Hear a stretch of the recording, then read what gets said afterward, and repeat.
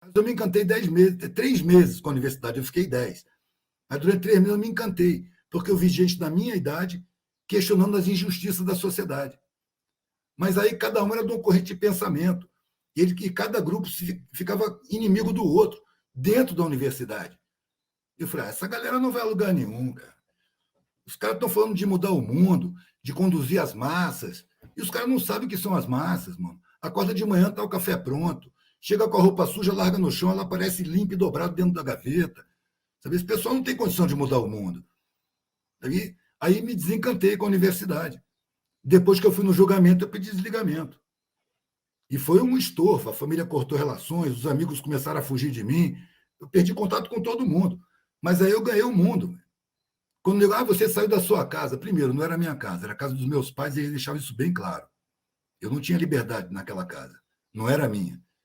Então eu me senti entrando em casa quando eu ganhei o mundo. Eu já não tinha mais casa. Fui dormir no papelão. Eu já tinha feito experiências nas férias, viajado de carona, com pouco dinheiro.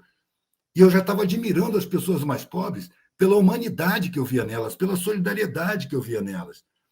Eu via a falta de instrução, eu via o falar errado, a falta de dentes, sabe, as marcas corporais do sofrimento. Mas eu achava uma relação mais transparente. E as pessoas não tinham o medo que eu convivia. As pessoas à minha volta tinham muito medo de cair de patamar. Ali as pessoas não tinham nada e viviam felizes, e trocando umas com as outras, uma apoiando a outra. Pô, eu quero fazer essa experiência de não ter nada. Tudo isso me fez buscar o sentido. Eu não sabia se tinha sentido. Eu mesmo disse na época, eu não sei se a vida tem um sentido, mas eu vou procurar. Ou eu vou encontrar, ou eu vou morrer procurando. Porque essa vida que eu estou levando, eu não admito, eu não vou seguir. É muito frustrante, só de olhar. Daqui a pouco eu estou formado em direito, vou ganhar um dinheiro, vou ser sócio de clube, vou curtir nas férias, vou ter um trabalho angustiante num reino jurídico onde a justiça é o que menos existe, é só interesse e malabarismo legislativo. Vou procurar um sentido e sair. E esse assunto sumiu da minha cabeça. Depois daquele período de sofrimento, porque eu sabia que eu estava causando muito sofrimento, né? Mas os acontecimentos, a necessidade de sobreviver, de comer, de se cuidar para dormir, isso tudo foi deixando essa tristeza fora. E ela desapareceu, porque a vida ficou rica de acontecimentos. E depois de uns 2 anos, quando eu casei e comecei a ter filho, eu comecei a desenvolver trabalhos. Comecei a aprender com os hips, fazer brinquinho, pulseira, colar, né? Até nascer a primeira criança. Aí eu já estava tirando conclusões. Pô, isso é tudo falcatrua, é tudo mentira. Vencer na vida não existe. Isso é angustiante, é uma prisão, um grilhoamento de cabeça.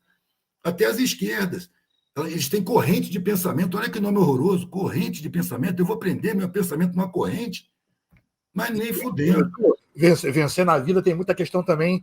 Vencer na vida derrotando os outros, né? Derrotando os outros, vida, mano. A pessoa acumula tudo sozinha.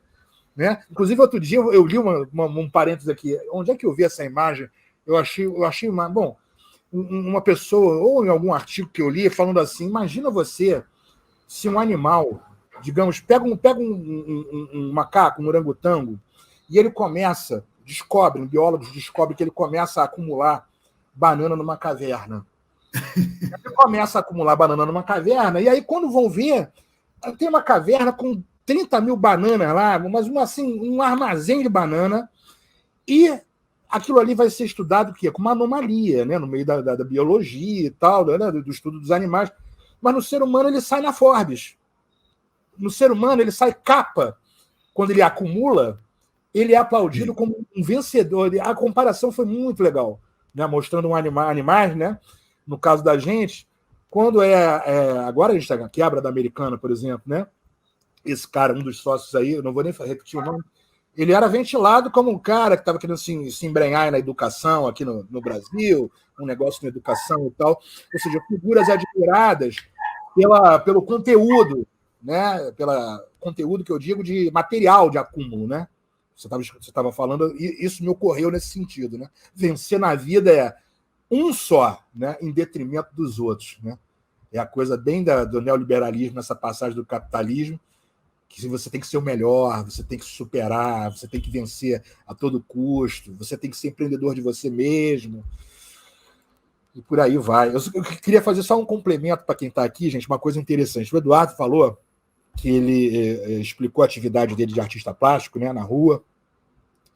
Eu queria compartilhar com vocês uma coisa muito curiosa, que eu acho que vale a pena, que eu apresentei ele também como filósofo. Mas quem apresentou o Eduardo como filósofo foi uma pessoa, então eu tenho que dar o crédito a ela, né? Ela se chama Letícia, foi aluna minha, né, do ensino médio, e há 5 ou 6 anos atrás, eu não me lembro se 5 ou 6 anos, eu estava numa aula, eu sou professor da rede pública, né? Eu estava numa aula e a gente estava falando das mulheres na filosofia, que é um problema, o pessoal que está aqui nos assistindo, né? Os negros na filosofia, índios na filosofia, mulheres na filosofia. A filosofia, na história da filosofia tradicional na academia, tem vários problemas, tá? Mas vamos lá, a gente não vai falar disso, vamos falar da questão. Eu estava falando das mulheres na filosofia. Eu estava falando de algumas mulheres, trazendo à memória pouco faladas. A Hipátia, uma que muita gente conhece, teve um filme chamado Alexandria, um filme muito bom. Ela foi assassinada no século II, se eu não me engano, no século II, por cristãos fanáticos. Na época não tinha, o catolicismo não existia, né, ainda, e mulher não podia ser chefe de escola, não podia ensinar, enfim, né, não mudou tanta coisa de lá para cá, mudou alguma coisa. E no meio da aula, essa aluna chegou, veio até mim e falou: professor, você conhece o Eduardo Marinho? Eu falei: não. E ela me passou o nome do Eduardo para eu dar uma olhada, hein, Eduardo? Foi ela que te apresentou como filósofo. Ela estava dizendo naquele momento para eu ir olhar as suas reflexões e tal. E esse que é o carimbo, né, afetivo da filosofia verdadeira, né? Quando a gente faz filosofia, né? Fazer filosofia é o quê? A gente se interrogar sobre o mundo, partindo desse vazio, desse incômodo que estar no mundo nos causa, né? Porque quem não se incomoda com o mundo como ele está aí, com coisas que não estão nele, não está vivo, né? O mundo apresenta, né, desafios a todo momento de relações e tudo. Então era isso, por isso que o nosso companheiro aí é filósofo, né? Tem essa história aí que eu não esqueci. E hoje estamos juntos aqui reunidos.